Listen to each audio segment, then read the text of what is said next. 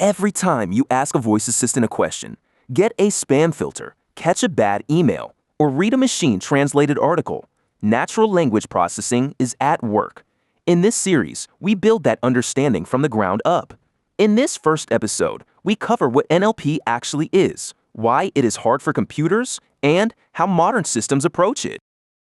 Natural language processing is a branch of artificial intelligence focused on enabling machines to read, understand, and generate human language. Human language comes in two forms: written text and spoken speech. Computers natively understand numbers. They do not natively understand words, grammar, context, or tone. NLP is the field that builds the bridge between how humans communicate and how computers process information. Language is easy for humans because we learn it over years with full social and emotional context. For computers, it is extremely difficult. The same word can mean completely different things depending on context. The word bank can mean a riverbank or a financial institution. Sarcasm is nearly impossible to detect from text alone. Informal language and slang evolve faster than models can keep up. And there are over 7,000 languages in the world, each with its own grammar rules and structure.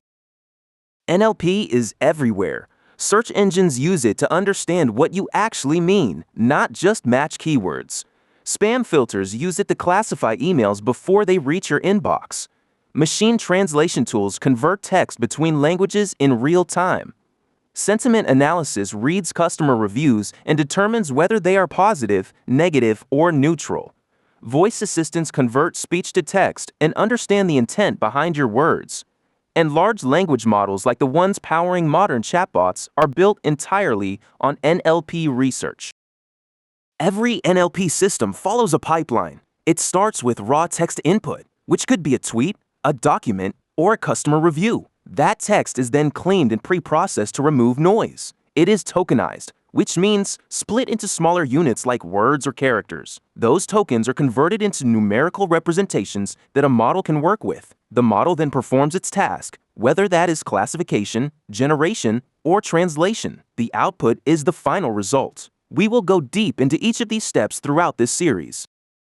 Classical machine learning works with structured data. Think spreadsheets with rows and columns of numbers. NLP works with unstructured text, which has no inherent numerical structure. Before any machine learning model can process text, that text must be converted into numbers. This conversion is called feature extraction. How well you perform that conversion directly determines how well your model performs. But most of what makes NLP unique as a discipline comes down to solving this one fundamental challenge.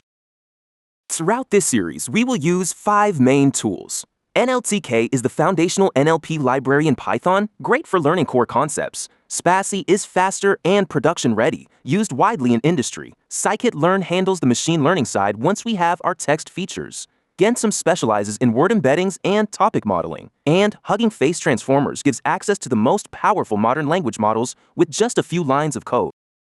You now understand what natural language processing is, why it is challenging, where it is used in the real world, and the pipeline every NLP system follows.